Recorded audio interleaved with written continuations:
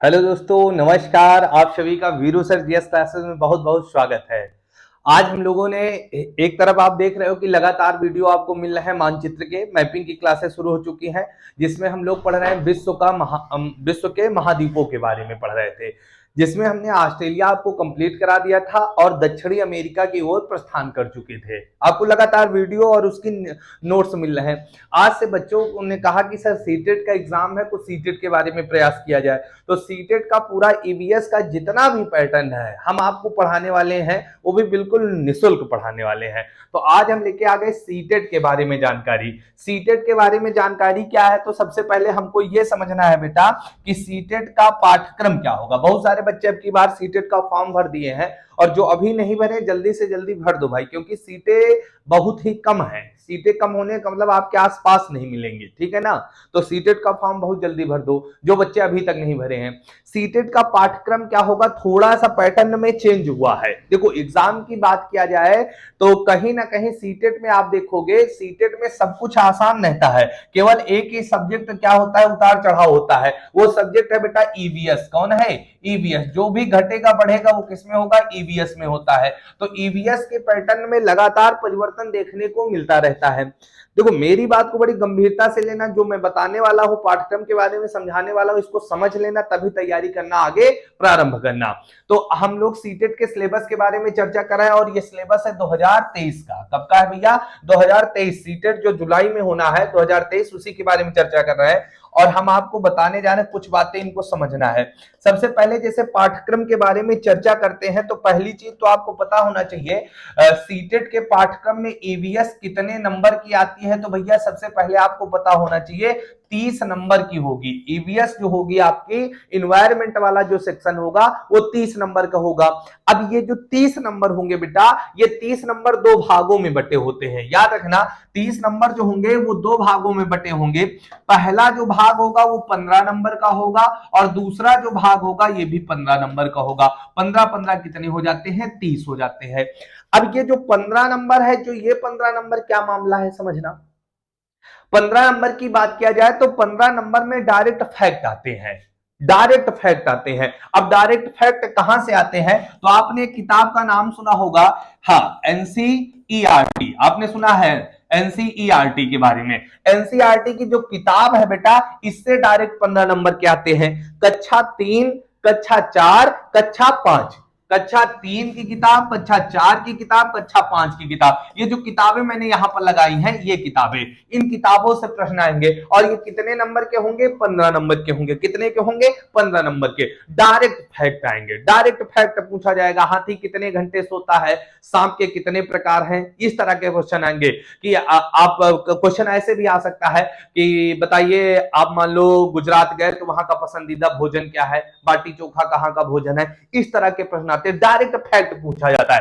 NCERT के द्वारा 15 number की जो बातें दी गई वो 15 नंबर की आएंगी। अब कहोगे सर ये 15 नंबर क्या है, इसमें क्या पूछा जाएगा, तो ये 15 नंबर आपके होते हैं पेडागॉजी सेक्शन। क्या होता है बेटा?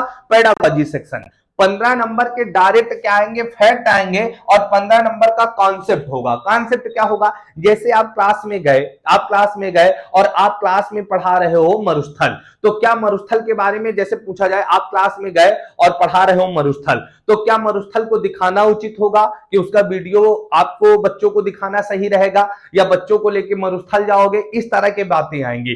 और कुछ क्वेश्चन ऐसे आ सकते हैं, ईवीएस का कोई अध्यापक है ना, और क्लास में जा रहा है, बच्चे शोर मचा रहे हैं, आप क्या करोगे? तो आपके प्रेजेंट आप माइंड पर होगा क्वेश्चन, मतलब आपको सोचकर उत्तर देना होगा, ठीक है ना। जिसके कई बच्चे ये कहते हैं कि मैं सीटेट बिना पढ़े पास हो गया, तो बिना पढ़े पास होने का मतलब ये होता है उन बच्चों का आईक्यू लेवल थोड़ा सा अच्छा होता है, क्योंकि हर सेक्शन में, सीटेट के हर सेक्शन में 15-15 नंबर की पेडागॉजी आती है और ये पेडागॉजी समझ पर होती है। ये किस पर होती है भैया? समझ पर होती है। और समझ कैसे आएगी? जब आप प्रैक्टिस करोगे। अब मुद्दा यहां पर है कि सीटेट पास होने के लिए सबसे सरल रास्ता कोई बताओ, तो बेटा मैं एकदम आपको बहुत आसान बता रहा हूं, 2021-22 और बेटा 2022 और 23 जो ऑनलाइन एग्जाम हुए, जो ऑनलाइन पेपर हुए, पहले तो ऑफलाइन होते थे, एक दिन में हो जाता था पेपर, फिर ऑनलाइन जब से एग्जाम हुए तो 2021-22 और 2022-23 इनके जो ऑनलाइन एग्जाम हुए थे, पेपर हुए थे,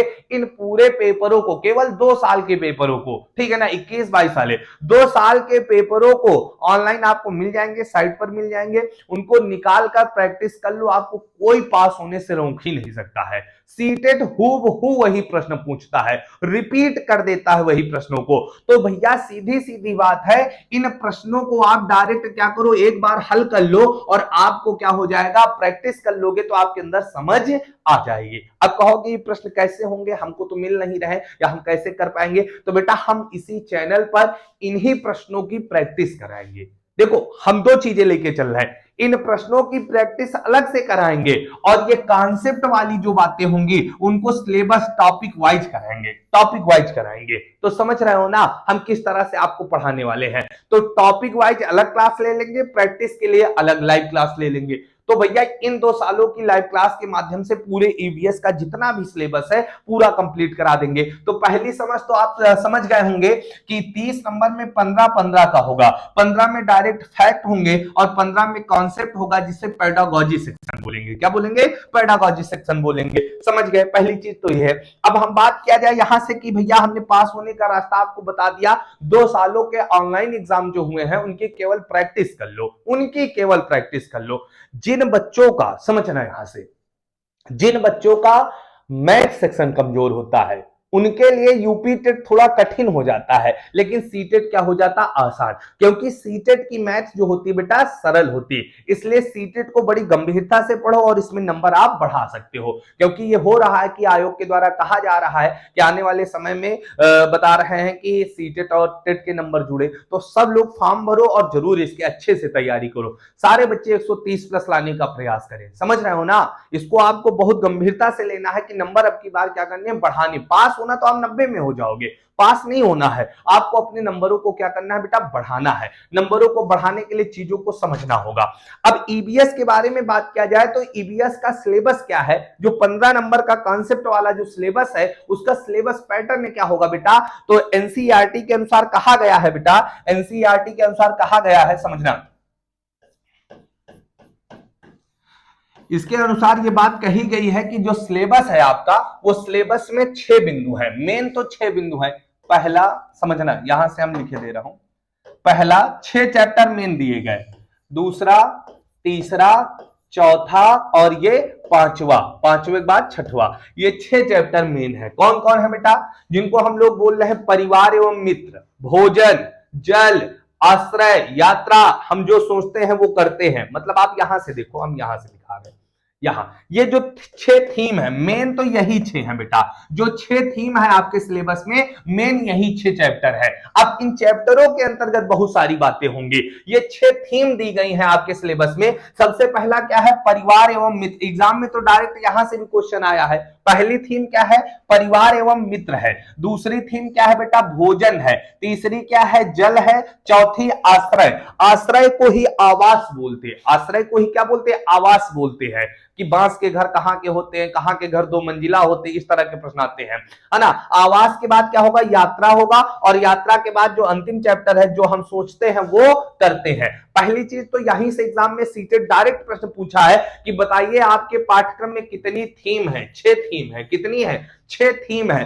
थीम को विषय बोलते, क्या बोलते हैं, विषय। तो कभी कभी लिख के आ जाएगा विषय कितने हैं, 6 विषय है। कौन कौन है? देखो सबसे पहले परिवार है। कौन है? देखो याद कैसे करोगे, सबसे पहले परिवार, परिवार में अगेन सबसे पहले फिर क्या बनेगा, खाना। क्या बनेगा, खाना। खाने के बाद तुरंत क्या पियोगे, पानी। पानी पीने के बाद क्या करोगे, आराम। क्या करोगे, आराम। आराम कहां करियो, घर में तो करियो। तो आराम के, अब आराम करने के बाद ट्रेन में बैठ गए, मतलब यात्रा पर निकल गए, और यात्रा पर जब जा रहे थे तो हमने सोचा जो हम सोचते हैं वो करते हैं। पहले परिवार, फिर खाना, खाने के बाद पानी, पानी के बाद आराम, आराम के बाद यात्रा, यात्रा के बाद जो हम सोचते हैं वो करते हैं। याद रखना, याद रखना, पूरी दिमाग में फीड कर लेना। तो कौन कौन है, परिवार एवं मित्र है, भोजन है, जल है, आश्रय है, यात्रा है, हम जो सोचते हैं और जो करते हैं, ये चैप्टर है। इतने 6 चैप्टर हैं। इन्हीं 6 चैप्टरों से क्या होता है बेटा, 15 नंबर का आना होता है। लेकिन 15 नंबर का ना आके यहां से कुछ और चीजें जोड़ दिया है। ये तो 6 पूछी ही जाती है, इनके अलावा कुछ और चीजें इसी में ऐड कर दी गई हैं, वो आगे बताते हैं। अब ये जो परिवार चैप्टर है, इस परिवार के अंतर्गत भी बेटा क्या है, 4 चैप्टर और है। 4 विषय और जोड़ दिए गए। अब 4 विषय कौन है, उनको उप थीम बोलते, क्या बोलते हैं, उप थीम बोला जाता है। उप थीम कितनी है, 4 है। और उप थीम केवल इन 6 में केवल एक के पास है, वो कौन है, परिवार एवं मित्र। परिवार एवं मित्र के पास उप थीम है, कितनी है, 4 है। कितनी है बेटा, 4 है। कितनी है, 4 है। देखो उप थीमें मैंने यहां पर नोट कर दी है, कौन कौन सी है इसको समझो। उप थीम कितनी है, 4 है। केवल एक के पास ही उप थीम है, परिवार के पास है। कौन से चैप्टर, परिवार एवं मित्र के पास उप थीम है। कौन कौन है, सबसे पहला हमने कहा संबंध है, यहां पर उप थीम पहली कौन है, संबंध है। कार्य एवं खेल है, जीव जंतु है और पेड़ पौधे हैं। उप थीम कितनी है, 4 है। संबंध है, कार्य एवं खेल है, पेड़ पौधे हैं, जीव जंतु है। ये क्या है, उप थीम है। एग्जाम में आएगा थीम कितनी है, 4 पूछेगा, थीम कितनी है, 6 और उप थीम कितनी है, 4। टोटल कितने हो गए, 10। कितने हो गए, 10। तो भैया थीम कितनी है, 6, उप थीम कितनी है, 4, है ना। और थीम में बात किया जाए किसके पास उप थीम है, तो केवल एक ही चैप्टर है, परिवार। कौन है, परिवार। परिवार के पास क्या है, उप थीम है। उप थीम कितनी है, 4। कौन कौन, संबंध, खेल, पेड़ पौधे, जीव जंतु। ये क्या हो गई, उप थीम। ये तो मेन कोर सिलेबस है जो पहले आता था, लेकिन अब की बार क्या हुआ बेटा, बदल चुका है सिलेबस। अब बदला क्या है, अब कुछ चीजें और जुड़ गई हैं, इन किताबों के अलावा कुछ और पूछा जाएगा। जैसे बात किया जाए 6 थीमों के बारे में पूछा जाएगा, इसके अलावा क्या होगा, स्थायी पेशे क्या होंगे, है ना। स्थायी पेशे क्या है, इनसे जुड़े हुए व्यक्तियों के बारे में पूछा जाएगा। नदियां आती हैं, पर्वत आते हैं, पठार आते हैं, महाद्वीप आते हैं, महासागर आते हैं, राष्ट्रीय पर्व आते हैं, मेले आते हैं, वन आते हैं आदि। ये चीजें भी ऐड है, इसमें पूछी जाती हैं।